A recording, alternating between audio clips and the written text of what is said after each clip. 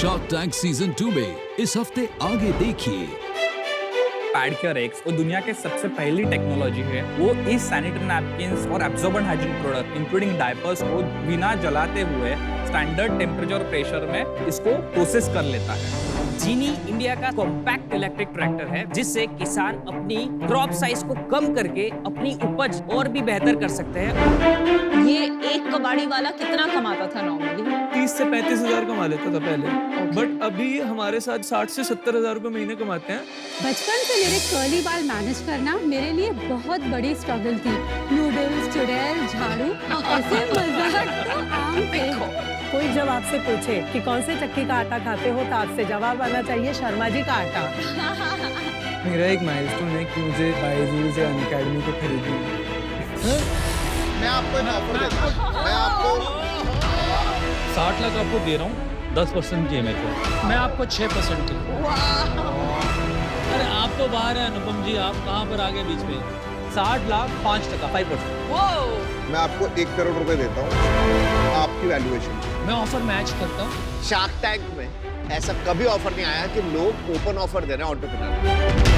अरे रुक जाओ, चेक मत बनाओ। देखो मैं तो करूंगा डील, तुम्हें करना है नहीं करना वो देखिए।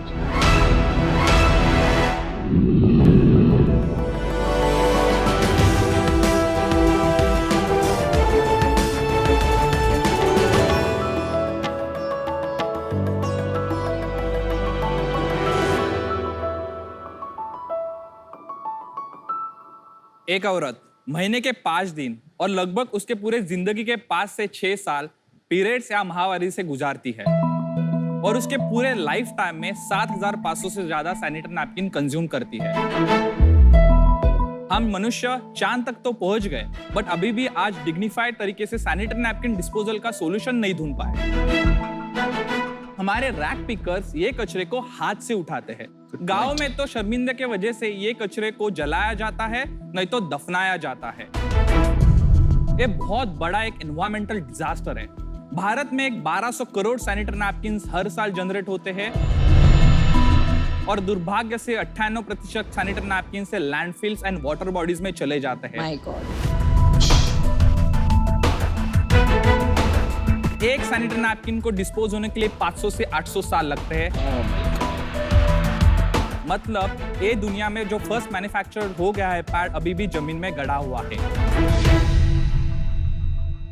ये पूरा बड़ा प्रॉब्लम सॉल्व करने के लिए लेके आए हैं पैडकेयर।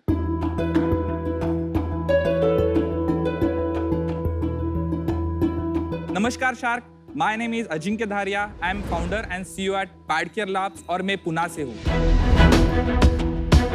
हम पैडकेयर में एक मेंस्ट्रुअल हाइजीन मैनेजमेंट इकोसिस्टम लेके आए हैं। उससे महिलाओं को एक डिग्निफाइड तरीके से पैड डिस्पोजल की सर्विस प्रोवाइड करते हैं और हमारे रैक पिकर्स को ये हजार्डस वेस्ट से प्रिवेंट करते हैं।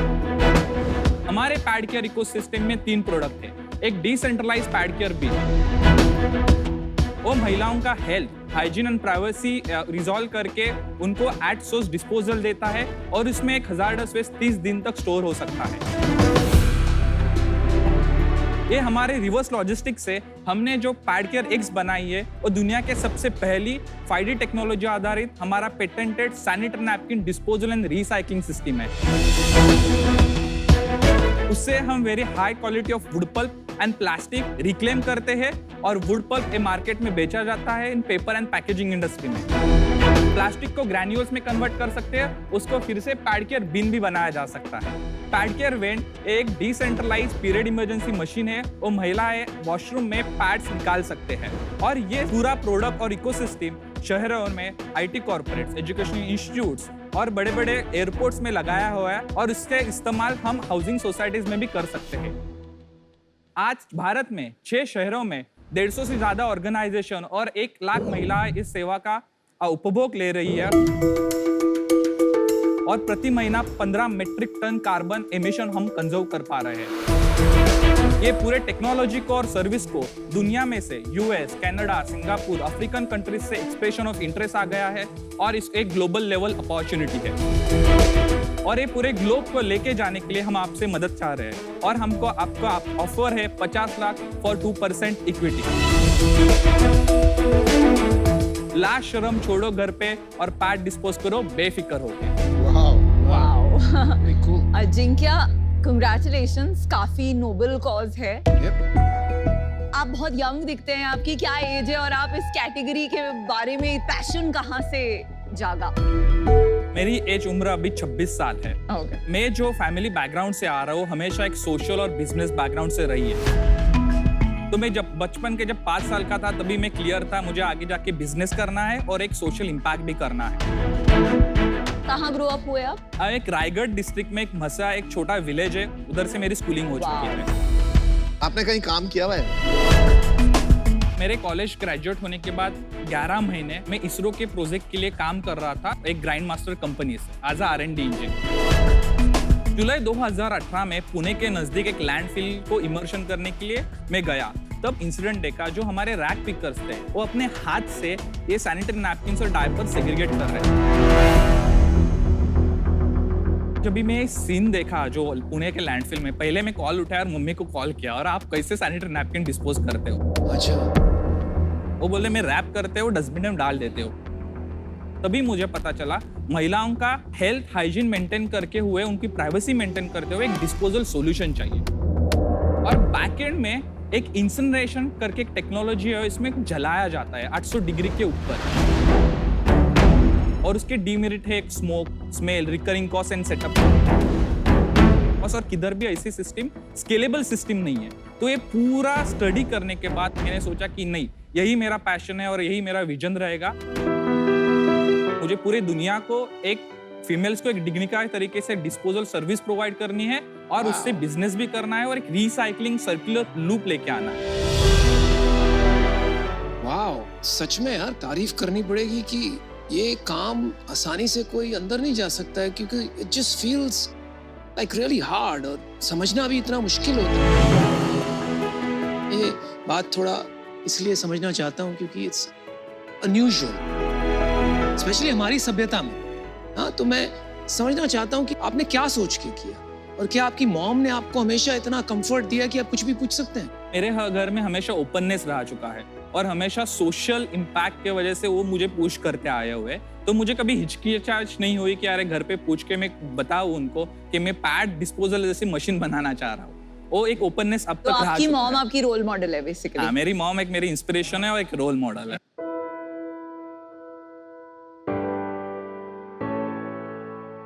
सब लोग मेरे ऊपर हंसते थे क्योंकि कॉमन पीपल की थिंकिंग से मैंने बड़ा नहीं किया। उनकी अंदर की जो चीज है उसको डेवलप करना इतना ही हमारा काम था, पेरेंट्स करके। हमारे दिमाग का उनके ऊपर नहीं डालना था। जब वो 8th स्टैंडर्ड में था, टीवी पे सैनिटरी पैड की एडवर्टाइज उसने देखी, तो उसने तुरंत ही मेरे को पूछा ये क्या है। ये जनरली पेरेंट्स ऐसे क्वेश्चन को निग्लेक्ट करते, तो वो हमने नहीं किया। मैं जब बोल रहा था कि मुझे सैनिटरी नैपकिन डिस्पोजल जैसे चीजों के ऊपर काम करना है, मैं और होते हुए तो आई थिंक उधर तो मैं ही अकेला रो रहा था और मेरी पूरी फैमिली खुश थी। उनके चेहरे पे एक स्मॉल हंसी थी। मुझे लगा कि नहीं, अभी पूरी दुनिया मुझे कोई भी नहीं रख सकता, मैं अकेला नहीं हूँ, मेरी फैमिली है। रिसर्च के लिए रोज पैड्स की जरूरत लगती थी। मुझे ऐसा लगा कि अभी मेरे फ्रेंड्स की हेल्प लेनी पड़ेगी। मेरा तो भाई है, मेरा उसके साथ इमोशनल कनेक्ट है, तो मैं उसको देती थी।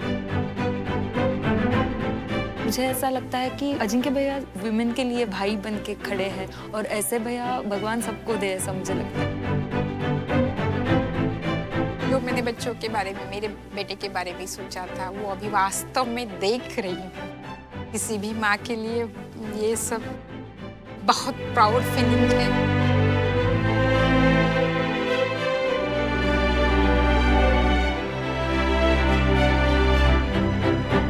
Let me just show you the demo how the product works. जब महिलाएं वॉशरूम में चली जाती है और उनके पीरियड्स के टाइम उनको क्या लगा है, एक तो vending machine to access this kind of product in emergency way, and sanitary napkins जो है यूज होने के बाद यूजर्स को ये हर एक WCs में इंस्टॉल रहता है। इसको हम कहते हैं पैड केयर बिन। इसमें हजार्डस वेस्ट 30 दिन तक without any bacterial growth, without any smell store किया जा सकता है। इसमें तो ये खराब भी हो जाएगी ना, थोड़े दिन आप कॉमन वॉशरूम्स में लगा दीजिए तो तोड़ के लोग तोड़ दें।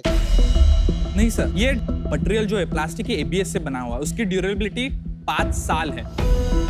सर आज मैं गारंटी से कह सकता हूँ, मैंने जब 4000 यूनिट्स लगाए हैं, एक भी मशीन अभी तक फेल नहीं हुई। कब लगाए ये 4000 यूनिट? 16 महीने पहले state bank of India, government और एक क्लाइंट जो है प्राज इंडस्ट्री, उससे हमने शुरुआत की 3 यूनिट से। आज ये 150 clients including Facebook, Capgemini, upcoming TCS, आज के दिन में आज हमने गोल्डमैन सैक्स में इसका इंस्टॉल किया है। उधर 400 बीन्स की रिक्वायरमेंट है और फोर्टनाइटली सर्विसेज। आपने बताया फर्स्ट इन द वर्ल्ड। क्या है first in the world? Yes, PadCare X वो दुनिया के सबसे पहली टेक्नोलॉजी है। वो इस सैनिटरी नैपकिन्स और absorbent hygiene product including diapers को बिना जलाते हुए स्टैंडर्ड टेम्परेचर और प्रेशर में इसको प्रोसेस कर लेता है।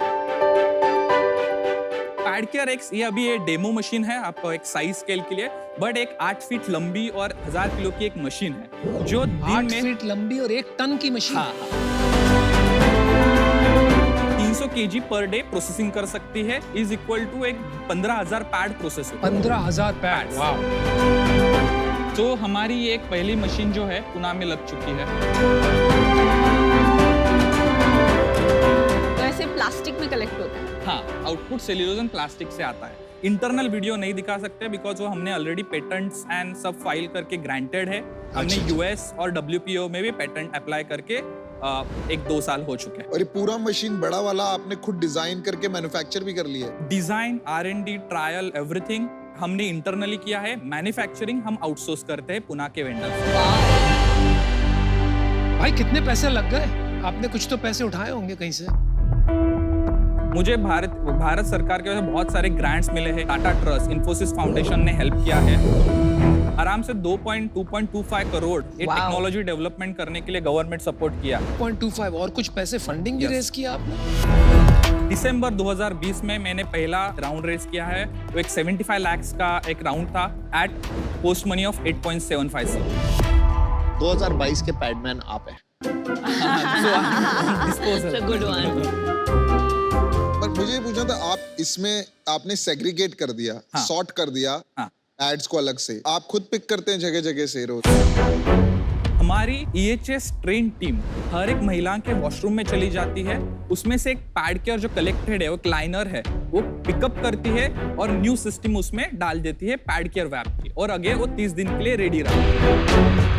ऑपरेशनली जितना बढ़ेगा खर्चे तो बढ़ते ही रहेंगे क्योंकि रिवर्स लॉजिस्टिक्स तो किल कर देती है लोग। सर ये बिजनेस की एक ब्यूटी है, एक हिडन बिजनेस है। पहले अपनी पैडकेयर वेंडिंग मशीन वो हम 8,000 रुपए में बनाते हैं और मार्केट में एक लीज और सेल आउट कर देते हैं। That is 1 model. बट हमारा जो कोर बिजनेस है, जिधर से 80% सर्विसेज आती है, जो पैडकेयर बिन से हम सैनिटरी नैपकिन कलेक्ट करके रिसाइकलिंग करते हो, एक सर्विस के लिए client on an average 475 rupees पे करता है against the cost of only 152 rupees including the operational, man power, recycling and inventory. उधर हम 68% ग्रॉस प्रॉफिट करते हैं।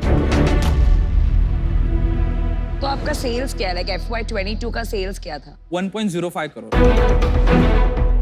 हो गया 1 करोड़। हाँ। एंड प्रॉफिटेबल है आप? हम में 5 लाख डिफिसिट है। लास्ट मंथ क्या रेवेन्यू था आपको? लास्ट मंथ का बिलिंग हो चुका है 14 लाख। यार अजंक्या, आई एम सरप्राइज्ड। आपने MBA भी नहीं किया ना? नहीं। MBA करे में ना आपको बस इतने आंसर्स हैं सारे क्वेश्चंस के। आप मतलब वो एक गुरु पिक्चर में बोलता है ना, आप अपने धंधे का मैं मजबूत खिलाड़ी। आपको एटलीस्ट अपने धंधे के सारे नंबर्स, सारी डिटेल्स सब पता है। It is very good. आपके बिजनेस में प्रॉब्लम क्या है? अभी हम लास्ट 3 क्वार्टर में 3x every quarter and quarter growth हो रहे हैं, बट इसको एक एक्सेलरेट नहीं कर पा रहे। तो उसके लिए हमको टीम बनानी पड़ेगी, स्ट्रेन करना पड़ेगा, R&D टीम बढ़ानी पड़ेगी। Ajinkya, I think there is a problem with your model, इसलिए आप स्केल नहीं कर पा रहे हो। जहां तक मेरी समझ है, आपने एक टेक्नोलॉजी बनाई है जो आप कहते हो दुनिया में कहीं उसका विकल्प नहीं है, और ये टेक्नोलॉजी पे आपको पैटेंट भी मिला हुआ। यस। अगर आप सिर्फ टेक्नोलॉजी लाइसेंसर बन जाते हो कि आप ऐसी और भी technologies for recycling, for environmental sustainability बना सकते हैं और ग्लोबली लाइसेंस कर सकते हैं, उससे स्केल बहुत जल्दी बढ़ सकता है। उस डायरेक्शन में आपने सोचा?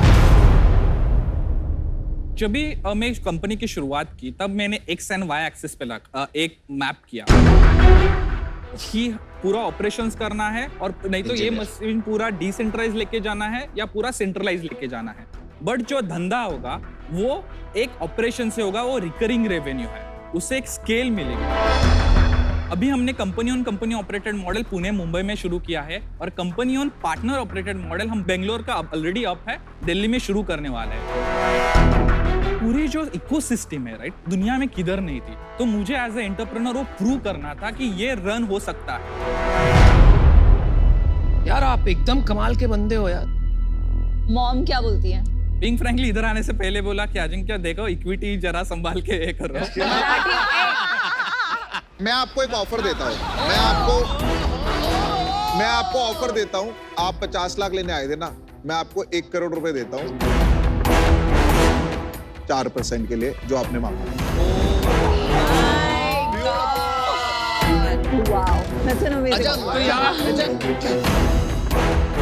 Vinita, we'll give 1% is the same value. 1 चाहिए, 1.25 चाहिए, 1.5 चाहिए, 2 चाहिए, 2.5 चाहिए, जो आप लोगे वो दे दो, आपकी valuation. Oh my God, this is amazing. अच्छा विनीता अभी बोलेगी। आप चेक मत बनाओ, अरे रुक जाओ, चेक मत बनाओ। देखो मैं तो करूंगा डील, तुम्हें करना नहीं करना वो देख लो। आप अमाउंट बता दो और परसेंटेज आपने बता दिया, मुझे नेगोशिएट नहीं करना। अजिंक्य, मैं ऑफर मैच करता हूं, मैं वही ऑफर दे रहा था आपको।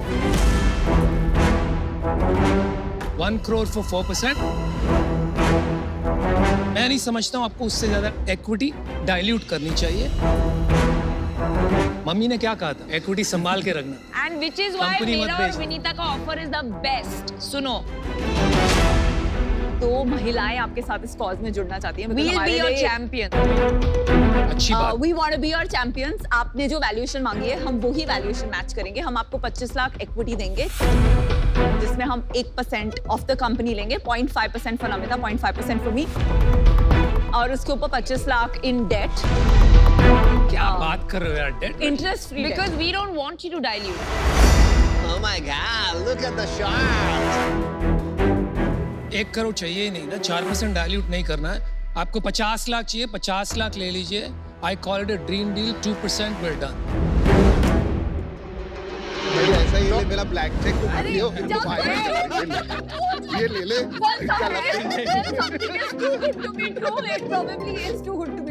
हेलो, देखो चेक आप वापस दे दो। मेरा रख ले भाई। ये लोग सुनो, ये लोग पंछी बन गए हैं, उड़ना चाहते हैं। मैं आपको क्लियर करता हूँ, शार्क टैंक में ऐसा कभी ऑफर नहीं आया कि लोग ओपन ऑफर दे रहे हैं entrepreneur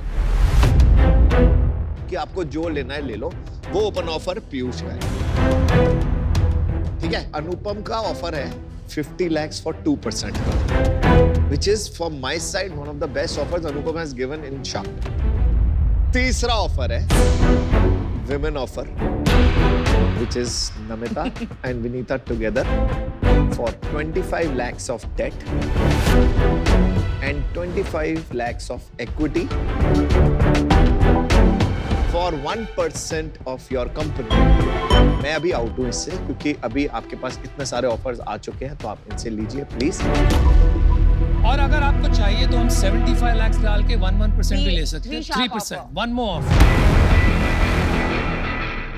75 lakhs for 3%। 3 sharks, Vinita, Namita, Anupam। तुम बेसिकली ये कह रहे हो पीयूष नहीं चाहिए आपको। ये तो मत। We can do a 4 shark also। You have 1 shark, 2 shark, 3 shark, 4 shark। आप चूज कीजिए।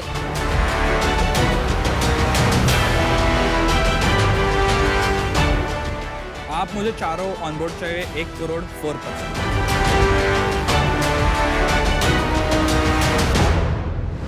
Let's do it। Let's do it। Good work। Good job। Good counter। Amazing। Ajinkya आप जब घुसे थे ना, तो आई डोंट थिंक किसी ने एक्सपेक्ट किया था कि एक 26 साल का लड़का आज इतना शार्क्स को हिला देने वाला है। 2022 का पैडमैन।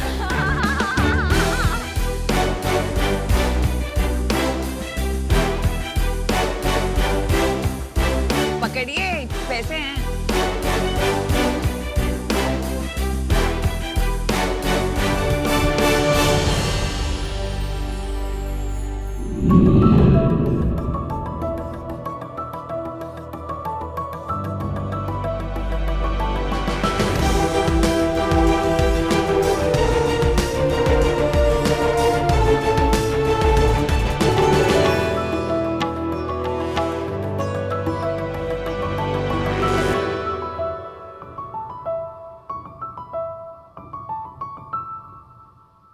शार्क्स, ये है मिट्टी मेरे देश की। अरे मेरे देश की मिट्टी ने हमें क्या कुछ नहीं दिया, रोजगार दिया, अनाज दिया और विभिन्न प्रांतों के लोगों को एकजुट भी किया।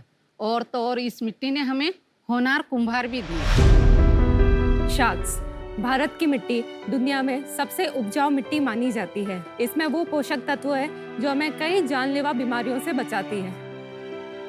इसलिए हमारे पूर्वज सनातन काल से इन्हीं मिट्टी के बर्तनों में खाना बनाते आए हैं। लेकिन समय के साथ साथ हम एल्यूमिनियम इत्यादि के बर्तनों का प्रयोग करने लग गए और इससे हमारे कुम्हारों का रोजगार चला गया और हमसे हमारे मिट्टी के बर्तन। लेकिन एल्यूमिनियम के बर्तनों में हमारे मिट्टी के बर्तनों जैसी खूबी कहाँ। शार्क्स स्वदेशी ब्लेसिंग्स एक आर्टिसनल किचन वेयर और होम डेकोर ब्रांड है जो मिट्टी के बर्तनों को आपकी जीवन शैली से जोड़ता है। आपकी हर किचन नीड के लिए हमारे पास प्रोडक्ट अवेलेबल है, चाहे वो तवा हो, पतीला हो, हांडी हो या और भी कुछ हो। और तो और हमारे पास कुछ ऑप्शंस मार्बल और वुडन हैंडीक्राफ्ट में भी हैं। हमने अब तक भारत और 25 दूसरे देशों में 20,000 से अधिक प्रोडक्ट्स डिलीवर किए हैं। हमारा विजन है स्वदेशी ब्लेसिंग्स को एक फ्यूचर हाउसहोल्ड ब्रांड बना करके ग्लोबल प्लेटफॉर्म पे अपनी अलग पहचान बनाना, होटल्स की एक बड़ी कम्युनिटी बनाना और रूरल आर्ट डेवलपमेंट में कंट्रीब्यूट करना। तो शार्क्स, इस लुप्त होती हुई कला को बचाने के लिए और हमारे देश की मिट्टी को आप सभी से जोड़ने के लिए हम लेकर आए हैं स्वदेशी ब्लेसिंग। इस विजन को पाने के लिए हम आपसे 50 लाख चाहते हैं 5% इक्विटी के बदले। नमस्ते शार्क्स, हम स्वदेशी ब्लेसिंग्स के co-founders my self Madhavi Paliwal, Sunita व्यास, दत्तात्रेय व्यास। हम उदयपुर के पास एक टाउन कांकरोली से आए हैं। मम्मी और दोनों बच्चे हो आप? ये मेरी मदर इन लॉ है और वो मेरे ब्रदर इन लॉ। ओके, तो welcome to Shark Tank. Thank you sir. इसका ओरिजिन कैसे हुआ आपके दिमाग में? कोविड के समय मम्मी हमें मिट्टी के बर्तनों में ही खाना खिला रही थी। हमने कहा कि मम्मी जो आप खाना इनमें पकाती है हमें ऐसा स्वाद कहीं नहीं आता है। तब मम्मी ने कहा कि हमारे कुम्हार अपने आसपास ही रहते हैं, उनसे मिलते हैं, उनसे देखते हैं, उनसे बात करते हैं। तब हम उनके पास गए तो कोविड का समय चल रहा था तो उनकी आर्थिक परिस्थिति सही नहीं थी। तब मम्मी ने कहा कि एक बार इनकी मदद करने से तो कुछ नहीं होगा, इनकी कला को हम इंटरनेट के माध्यम से लोगों तक पहुंचाते हैं तो इनके लिए भी अच्छा रहेगा। तो ऐसे हमारा बिजनेस सेट हुआ। आप लोगों का बैकग्राउंड बताइए थोड़ा। शार्क्स, मैं MBA ग्रेजुएट हूँ MIT से। मैं बिजनेस डेवलपमेंट देखती हूँ और प्रोडक्ट सोर्सिंग देखती हूँ। मैं होम मेकर हूँ सुनीता। मैं इलेक्ट्रिकल इंजीनियर हूँ बाय बैकग्राउंड और कंपनी में मैं बिजनेस ऑपरेशंस और मार्केटिंग देखता हूँ अलॉन्ग विद माय ब्रदर जो मेरे फाइनेंसेस में और मार्केटिंग में हेल्प करते हैं। वो नहीं आया आज? वो बेसिकली गवर्नमेंट जॉब में है तो वो पार्टिसिपेट नहीं कर सकते। पर आप कहीं जॉब कर रहे हो कि आप यही कर रहे हो? नहीं, मैं भी जॉब कर रहा हूँ। आप चारों वहीं पे रहते हो? नहीं, मैं दिल्ली रहता हूँ। अच्छा, मैं काकरोली रहती हूँ। मैं मुंबई में रहती हूँ। तो फिर आप कैसे हैंडल कर, बिकॉज ये तो बहुत ज्यादा क्वालिटी और रिलेशनशिप जो कुम्हार के साथ है, उनकी प्रॉब्लम, उनका पेन समझना, उनको इंस्पायर करना, वो वाला काम है, यही आपकी स्ट्रेंथ है। तो वहाँ रहे बिना कैसे करोगे आप? आपका पार्ट टाइम लग रहा है सबका? पार्ट टाइम ऐसा नहीं है, ये ऑनलाइन बिजनेस है। हम लोग कहीं पे लैपटॉप पे कहीं पे काम कर सकते हैं। मैम, हमारा उनसे बहुत ही अच्छा इमोशनल बॉन्ड भी है। हम हफ्ते 2 हफ्ते 1 महीने में तो सब ऑर्डर्स से मिलते ही हैं। ऑर्डर्स देने जाते हैं उनके पास में, उनसे सामान लेने भी जाते हैं तो हम उनसे मिलते हैं। मैं जब इन चीजों को देखती हूँ तो सर्टेन आइटम जैसे कि दाल मखनी होती है या बिरयानी जिसको स्लो कुक करना पड़ता है, उसके लिए मैं ये यूज करती हूँ। उसके अलावा हम सोचते नहीं है कि इसे डे टू डे यूज करा जाए क्योंकि हमेशा वो टूटने का, ब्रेकेज, इसका एक डर रहता है। हम इनके नीचे एक्स्ट्रा लेयर ऑफ मड लगाते हैं जिससे इनका ब्रेकेज इश्यूज बहुत कम होते हैं। तो अगर आप 100 शिपमेंट एक दिन में भेजते हैं, उसमें से कितने टूट के आता है या ब्रेकेज होते हैं? हमारा मंथली ब्रेकेज 3% के आसपास का होता है। Not bad. That's it. That's it. हम लोग इसे एक्सपोर्ट भी कर रहे हैं 25 कंट्रीज के अंदर। ओह वाओ, वहाँ भी 3% ही है? वहाँ भी जाता है आराम से, वहाँ भी 3% ब्रेकेज है। और ग्लेज्ड ये नीचे जो शाइन कर रहे हैं वो ग्लेज वाले हैं? बिल्कुल भी ग्लेज नहीं है। बिल्कुल भी ग्लेज नहीं है। अच्छा, कोई भी ग्लेज नहीं है। ये ग्लेज क्या हानिकारक होता है? क्योंकि आप काफी एंथुसियास्टिकली बोल रहे हो ग्लेज नहीं है, ग्लेज नहीं है। कांच को पीस के उसको इस पे लगाया जाता है ताकि उसको एक फिनिश दे पाए, और कांच में बेसिकली देखेंगे वो लेड होता है, तो वो हमारे हेल्थ के लिए बहुत हार्मफुल होता है। और ये काले वाले अलग मिट्टी के बने हैं? मिट्टी सेम है, बस फायरिंग का प्रोसेस अलग है। जो ये ब्राउन वाले बर्तन है इसे हम ओपन फायरिंग करते हैं, लेकिन जो ब्लैक है उसको हम क्लोज फायरिंग करते हैं। जो स्मोक होता है वो अंदर ही रहता है और उसको एक ब्लैक कलर इम्पार्ट करता है। ओह वाओ, मैं दिखाना चाहता हूँ।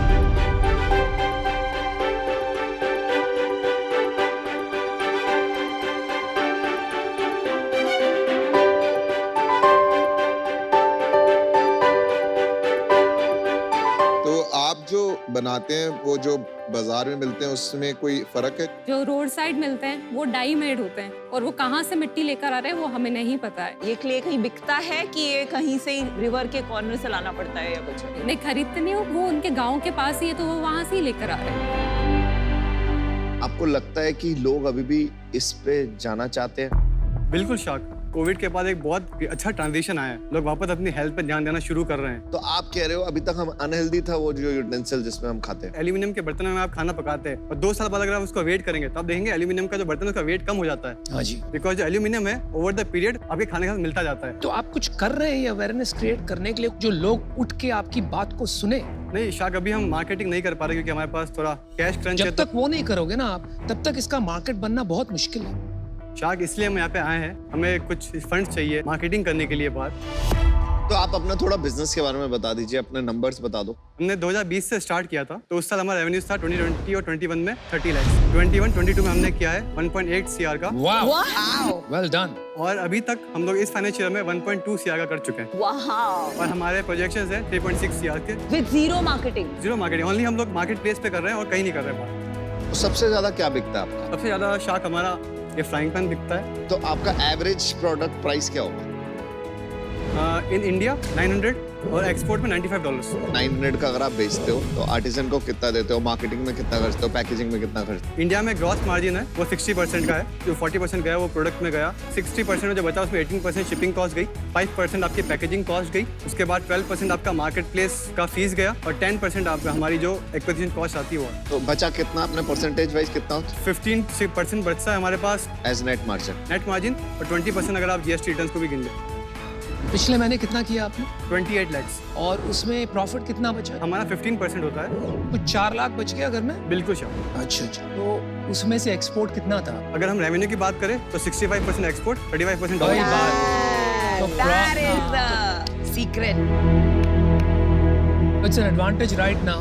आगे जाके प्रॉब्लम है। आपका प्रॉफिटेबिलिटी इस कारण आ रहा है क्योंकि आपका बिजनेस एक्सपोर्ट बिजनेस है। अभी एक्सपोर्ट में इसका मार्केट बनाना कोई देश में और बहुत बड़ी तरह से स्केल करना यहाँ रह के बहुत मुश्किल काम है। मैं कह रहा हूँ कि 65% रेवेन्यू है। हाँ जी, हाँ जी। लेकिन प्रोडक्ट का वॉल्यूम है वो 80% इंडिया से, 20% एक्सपोर्ट से। हाँ, बिकॉज प्राइस हाई है ना, एक्सपोर्ट का प्राइस हाई है, तो हम 80%। लेकिन इंडिया का जो माल है वो तो नुकसान में बेच रहे हो। लॉस में नहीं है शाक, हम यहाँ पे भी 20% प्रॉफिट निकाल रहे हैं। नहीं, हो ही नहीं सकता, क्योंकि आपका टोटली नेट 10-15% है तो वो हो नहीं सकता है। तो ये एक्सपोर्ट बिजनेस कहाँ से आता है? मतलब थोड़ा मुझे आपका एक्सपोर्ट बिजनेस समझना है। हम लोग बेसिकली एक्सपोर्ट्स में Etsy पे लिस्टेड है, जिसके साथ साथ हम Amazon.com पे US, UK, कनाडा, सिंगापुर सब पे अवेलेबल है। eBay पे भी लिस्टिंग हमने कर दिया है और वॉलमार्ट पे हमारा रजिस्ट्रेशन हो चुका है और हम लोग लिस्टिंग अभी इस महीने में कंप्लीट कर देंगे। 3 करोड़ पर ईयर का business banana with zero marketing without leaving job, मतलब ये कमेंडेबल है। अभी तक हमने 2 साल में कोई भी काम आउटसोर्स नहीं किया। Well done. पर आप तो जॉब करते हो मैम, उसके बाद भी मैं 6-7 घंटे इसमें देता हूँ रोज। बहुत अच्छा। मैंने पिछले 2 साल में एक भी छुट्टी नहीं ली। वाओ। तो ये इन्वेस्टमेंट आ जाएगा तो आप और आपका भाई दोनों जॉब छोड़ेंगे कि या सिर्फ आप छोड़ेंगे? पहले मैं छोड़ूंगा फिर वो भी छोड़ेंगे। थोड़ा मुझे लगा ब्रांडिंग में आप बेटर कर सकते हैं, आपके प्रोडक्ट पे आपने कहीं भी मार्केटिंग नहीं की हुई है। यहाँ पे एक एच करना चाहिए स्वदेशी ब्रांड। मैं इससे अभी बाहर हूँ इसलिए बिकॉज मुझे लगता है कि आपको कोई और यहाँ पे ऑफर दे पाएगा जो कि आपकी बेटर हेल्प कर पाएगा। But I wish you very best and आप प्लीज हमारे ऑफिस आके हमारे टीम को बताइए कि आपने कैसे किया ये सब। मुझे ये काम बहुत पसंद है जो आप कर रहे हो, कुम्हारों की मदद कर रहे हो, रोजगारी पैदा कर रहे हो।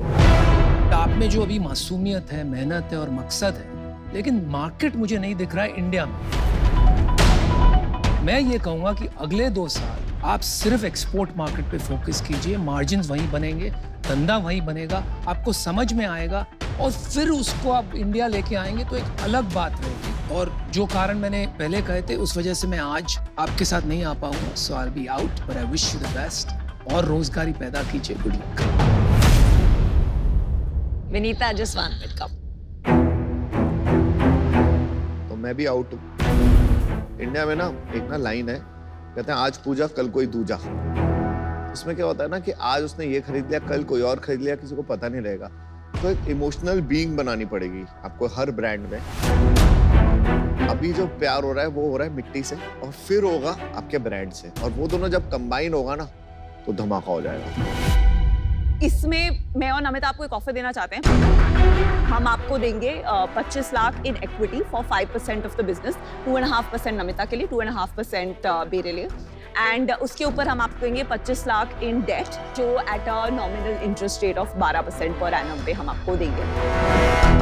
कि एग्जीक्यूशन स्ट्रेंथ सबसे ज्यादा आप में है दत्तात्रेय एज ऑफ नाउ। तो अगर आप वहाँ पे वेयर हाउस है, बेस है, वहाँ पे जाके फुल टाइम इसको में काम नहीं कर सकते तो हमें कॉन्फिडेंस नहीं आएगा कि ये बिजनेस जिस लेवल पे है उससे नेक्स्ट लेवल पे जा पाएगा, बिकॉज 6-7 घंटे दिन में से नहीं काम चलेगा। The offer is conditional on that. मैं और एक चीज ऐड करना चाहूंगी। तो मेरी एक इन्वेस्टमेंट है रेयर प्लैनेट, तो ये उसके साथ ठीक से जुड़ जाएगा, लेकिन मार्केटिंग बहुत वीक है। प्रोडक्ट पे भी थोड़ा काम करना पड़ेगा, बिकॉज वो जो पैन था, इतना छोटा पैन इतना हैवी है, तो बड़ा पैन सोचिए। तो वो आप ओपन है ये सब सजेशंस के लिए? बिल्कुल शाकर, हम जैसे कि हमने बोला हमसे इन्वेस्टमेंट के लिए यहाँ पे नहीं है, ये इन्वेस्टमेंट भी चाहिए, तो हमें आपकी मेंटरशिप भी चाहिए साथ में। तो सोचिए आप क्या करना चाहते हैं अब आप? शाक, हमें 1 मिनट मिलेगा डिस्कस करने के लिए। जाइए प्लीज। हेलो भैया, ऑफर मिला है। Okay. Vinita, But you should have taken. last year we should have taken more 10%. No, I'll why tell did you take why. 5%? He's right, because the last year sales was 2 crores. Welcome back, guys. हम एक छोटा सा counter offer देना चाहेंगे आपको। अरे हम अभी बोल रहे थे हमने कम मांग ली है। छोटा सा डिफरेंस है, बहुत नहीं है। हम चाहेंगे 25 लाख आप दीजिए 4% इक्विटी के अगेंस्ट के अंदर। नहीं नहीं भाई अच्छा ऑफर है, मुझे तो लगा नहीं था कि आपको यहाँ पर कोई भी ऑफर मिलेगा। सच कहूँ तो दिल से और बात। हम सच्ची है ना, सेंटिमेंटल वैल्यू से भी थोड़ा दे रहे हैं आपको। Yes or no, guys, non-negotiable है, साफ दिखती है। ठीक है शख्स, डील। Awesome. Congratulations, बहुत अच्छी डील मिली आपको। Amazing. Sunita ji, Namita ji and Vinita ji, nice, I love. चलो, thank you, all the best. Thank you so much shark. नाम मिट्टी रखिए, मिट्टी। Okay, Such a common name, yeah. That's why the most obvious things are not taken. yeah.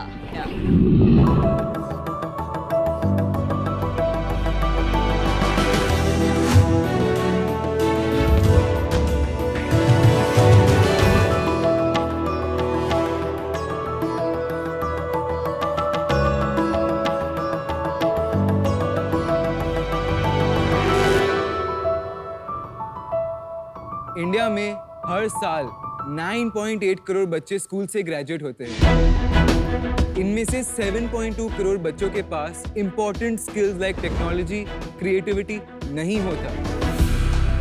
क्यों? क्योंकि skill development के बारे में अवेयरनेस नहीं है। 1 second is that expensive classes हर कोई अफोर्ड नहीं कर पाता। And third and most of all is that teachers ही अवेलेबल नहीं है। तब मैंने ऐसा सोचा कि एक ऐसा प्लेटफॉर्म होना चाहिए जहां हम स्किल्स प्रैक्टिकली सीख पाए और ये जो फास्ट ग्रोइंग वर्ल्ड है ना, इसके साथ कदम पे कदम मिला के चले। मैं हूं Shreyan Daga, co-founder of OLL। So OLL skill development classes provide करता है। हमारा एज ग्रुप है 1st to 10th ग्रेड के बच्चों को। ये ऑनलाइन लाइव इंटरैक्टिव क्लासेस होते हैं ग्रुप्स में। एंड मोस्ट ऑफ ऑल ये सर्टिफाइड कोर्सेज होते हैं by STEM and UNESCO. 28 months में हमने 35,000 बच्चों को अपस्किल किया है।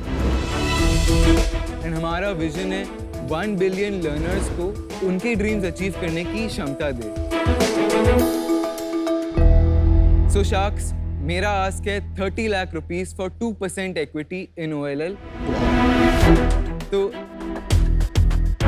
ये स्कैन करके आप मुझे फंड्स ट्रांसफर कर सकते हैं।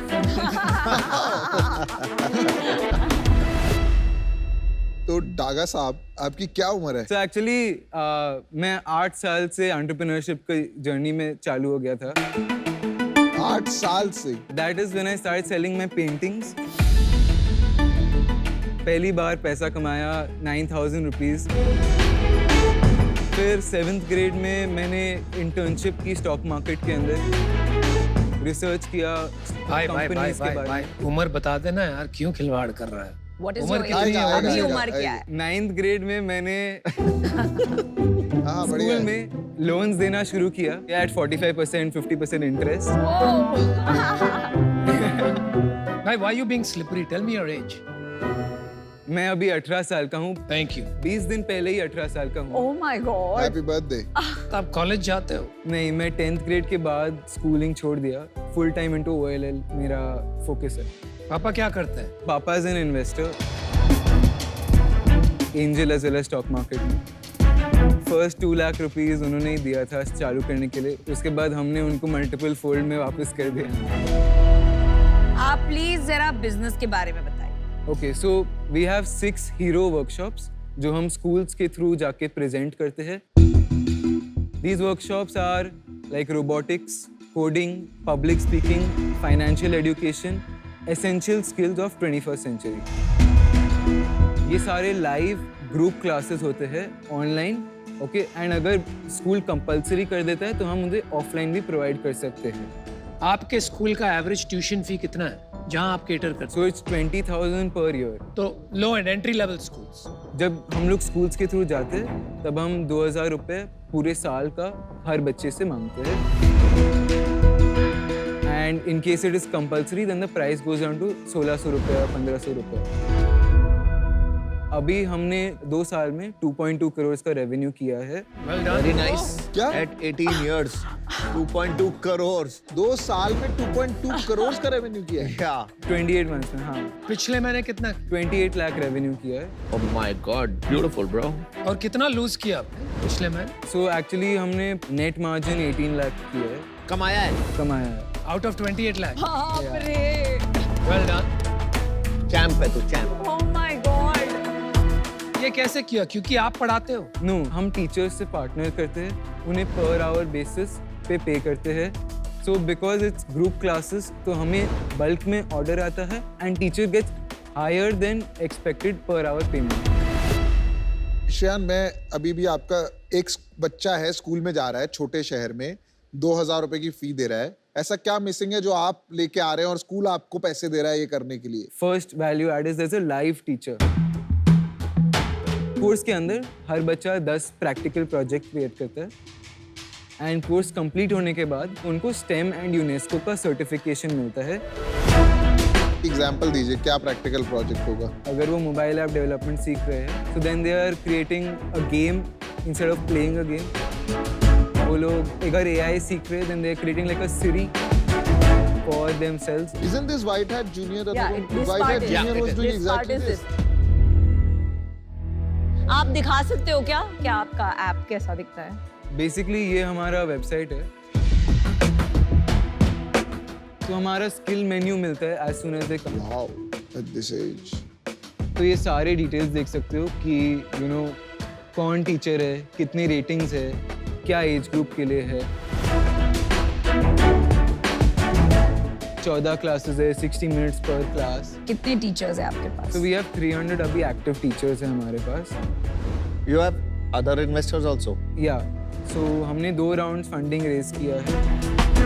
First round when our revenues were 2 lakh rupees per month, we went in an accelerator. At 3.2 crore valuation, we gave 6.2%, which is 20 lakh rupees हमने रेज किया।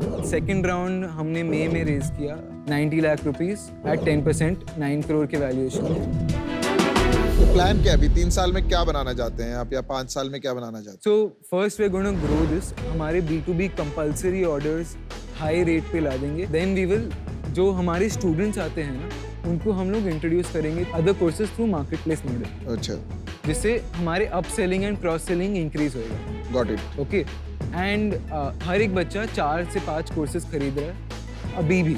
हमारे रिटेंशन रेट 41% है एंड फीडबैक जो आ रहा है ना is 4.8 stars out of 5 from 12,000 reviews. At 18 जो आप कर रहे हैं fantastic, but as an investor जो स्केल हम देख रहे हैं, we can come in as a mentor and help you and be your cheerleaders, लेकिन एज एन इन्वेस्टर स्केलिंग में बहुत प्रॉब्लम होगी and for that reason I am out. Shan, you are a champ, right? At 18, no, I was useless. मुझे नहीं पता था life में होता क्या है। After a few years, you can be a great guy. तेरे पास ऑलरेडी इन्वेस्टर हैं जो तेरे को गाइड कर देंगे। तो मैं इस टाइम पे तेरी हेल्प नहीं कर पाऊंगा क्योंकि इसमें मेरी एक्सपर्टीज नहीं है। But I just want to say keep at it, do whatever you are doing. बहुत चीजें सीखने को मिलेगी। Keep doing. I think you're a genius at this age. जो आप में डेप्थ है, जो मैच्योरिटी है, बहुत कम देखने को मिलती है। So I want to congratulate you on that. मेरा सलाम आपको। आते हैं आपकी बिजनेस पर। वो अनफॉर्चुनेटली मुझे पूरी तरह समझ नहीं आ रहा और मैं काफी कंफ्यूज रह चुका हूं कि आप क्या कोशिश कर रहे हो एग्जैक्टली बिल्ड करने को। फंडिंग भी आ चुकी है, तो I am not sure what my role will be. तो मैं आपको ऑल द बेस्ट विश करता हूं और बड़े तो आप कुछ करोगे ही, तो गुड लक। आपको अगर अनअकैडमी 1-2 साल में या वो जो भी बड़ी बड़ी कंपनी बायजूस बोलेगा कि इसको बेच दो और हम पहुंचा पाएंगे इसको लाखों बच्चों तक, तो आप बेचोगे? सो मेरा एक माइलस्टोन है कि मुझे बायजूस या अनअकैडमी को खरीदना है।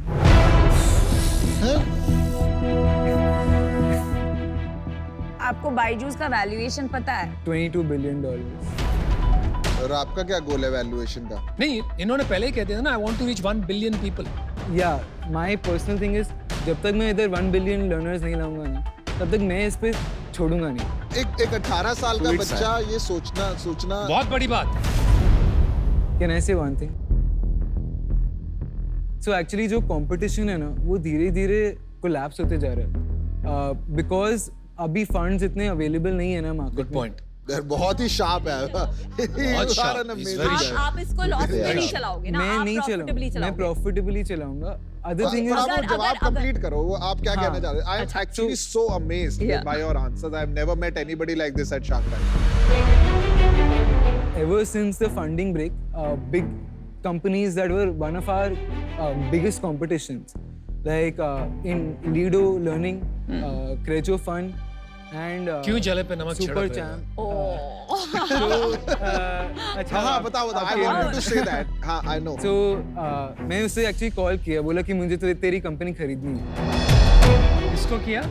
क्रेजो फंड वाले को।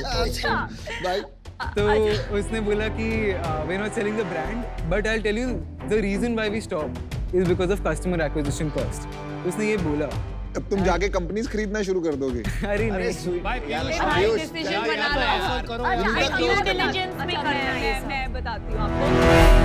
10 लाख रुपए for 2% of the business and 20 lakh loan at 12% is what I am proposing as an offer, and I would love to have Piyush because मुझे इसमें genuinely कोई इंटरेस्ट नहीं है। I will do the same जो विनीता कह रही है। मैं भी आपको 10 लाख रुपए देता हूँ 2% के लिए, या 10 लाख ईच फॉर 2% और बाकी 10 लाख आपको लोन दे देंगे। This is more like I would not accept the loan. Is that possible कि उसके बिना कर सकते? चलो उसको कन्वर्ट कर देते हैं। 30 lakh 6%. Me and Vinita will share this. Can we do it at 4%? No, we cannot. I just think that there is a lot of value. आपने that we एक will... कंडीशन बोली थी कि आपको डेट नहीं चाहिए, वो हमने हटा वो दी, भी पूरी कर डेट दी हटा हमने। दी। आप 6 मांग रहे हो, मैं 5 बोलता हूँ। 30 लाख 5%।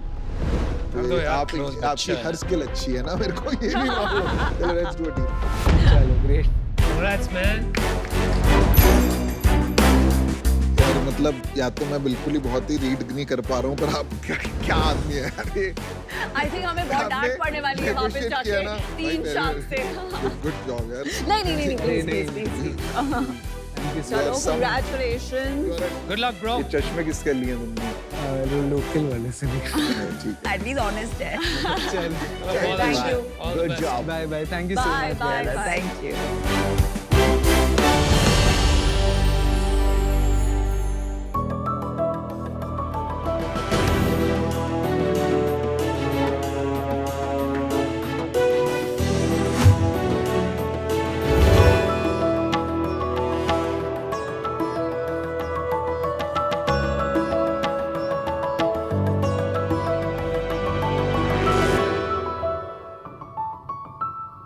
हाय शाक्स, मेरा नाम डॉक्टर विशाल बजाज और मैं फिरोजपुर पंजाब से हूँ। डॉक्टर सुनते ही आपको लगा होगा समवन इन बोरिंग ब्लूज, ढीले से कपड़े, हाथ में स्टेथ और serious see look. Health care एक ऐसी इंडस्ट्री है जिसमें चाहे आप जिस काम के लिए मर्जी जाएं, एक इमोशन कॉमन है और वो इमोशन है डर कि सब ठीक हो जाए। एक तो आपकी ऐसी फीलिंग्स और ऊपर से हमारे non attractive first look hospital के माहौल को ग्लूमी कर देता है। इसी ग्लूमी माहौल में थोड़ी सी पॉजिटिविटी डालने के लिए और हमारे हेल्थ केयर वर्कर्स की लाइफ को थोड़ी कलरफुल, फंक्शनल और सेफ बनाने के लिए हम लाए हैं फेब्रिस।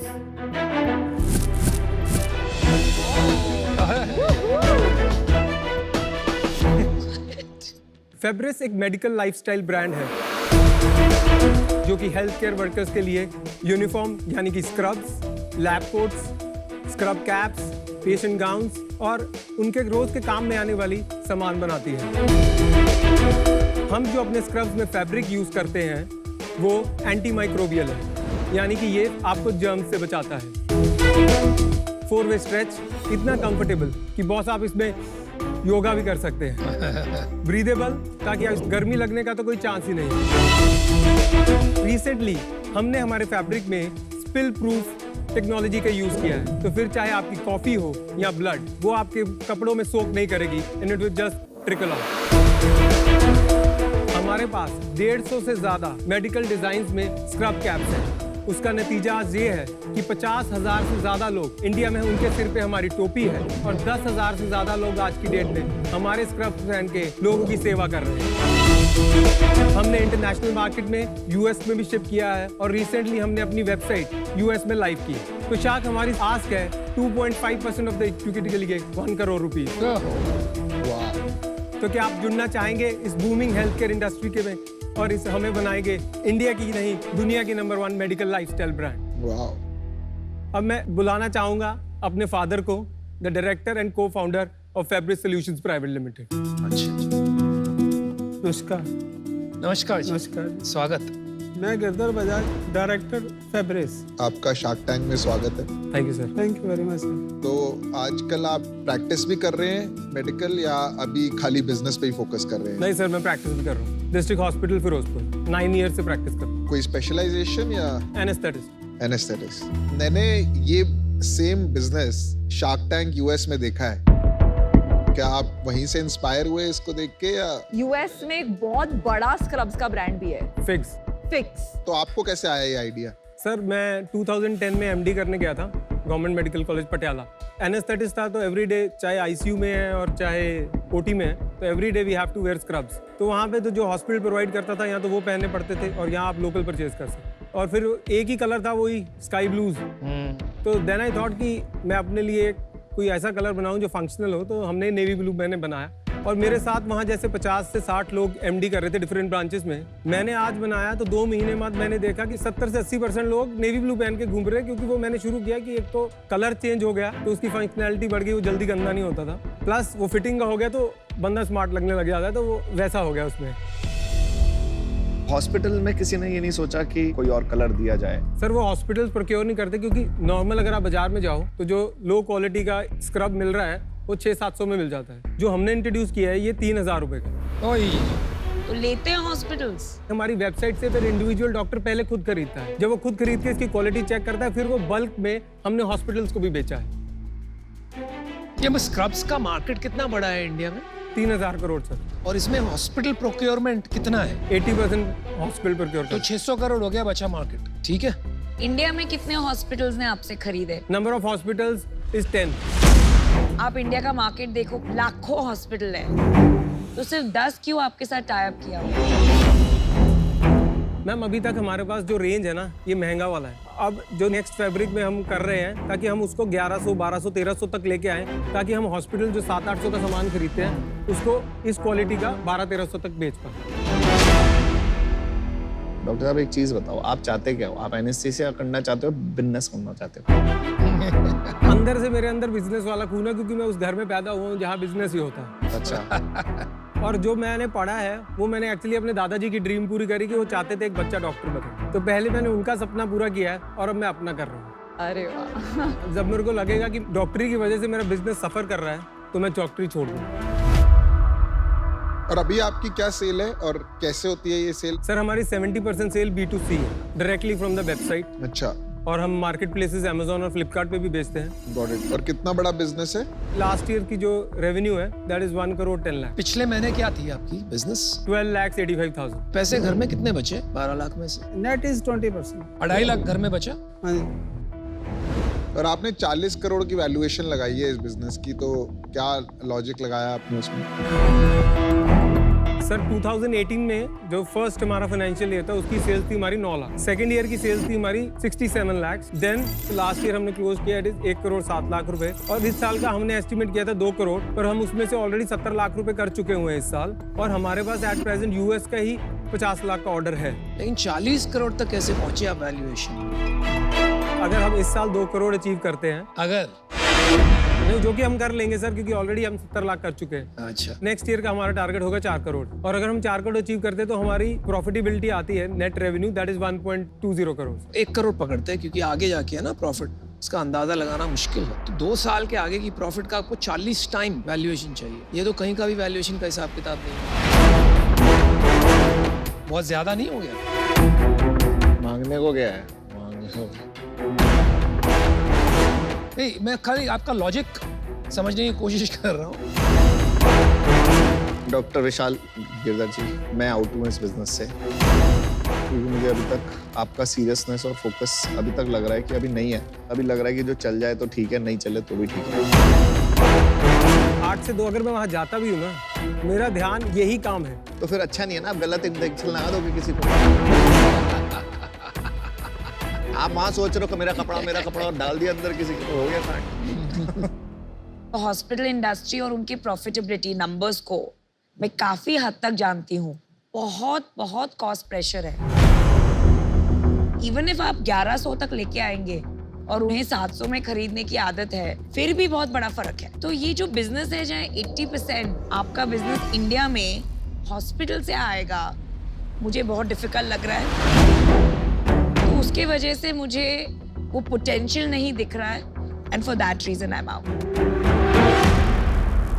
मुझे नहीं लगता लोग ब्रांड की वजह से ले रहे हैं। डॉक्टर्स हैं जो अफोर्ड कर सकते हैं, वो डायरेक्टली आके ले रहे हैं। पर इवेंचुअली बड़ा मार्केट वही होगा जब हॉस्पिटल्स इसको प्रोक्योर करेंगे, जिसे नमिता ने कहा। आज मैं इससे बाहर हूँ, but best of luck. Doctor Vishal, पहली बात तो फिरोजपुर में एक डिस्ट्रिक्ट हॉस्पिटल में काम करके साइड में एक बिजनेस खड़ा करना, वो भी 2 करोड़ तक पहुंच गया है, बहुत ही अमेजिंग बात है। ये as a D2C brand with premium scrubs कितना बड़ा बनेगा, अभी मुझे कन्विक्शन नहीं आ रहा है। एंड आप अर्ली स्टेज हैं एंड फुल टाइम भी नहीं कर रहे हैं, तो इसलिए मैं आऊँ। मुझे लगता है एक तो आपकी वैल्यूएशन बहुत हाई है, अनरीजनेबल, और दूसरी बात ये मार्केट छोटी लगी। 600 करोड़ का हमने आंकड़ा शुरू में ही स्थापित किया था, तो उसमें एक बड़ा धंधा बनाना बहुत मुश्किल हो जाता है।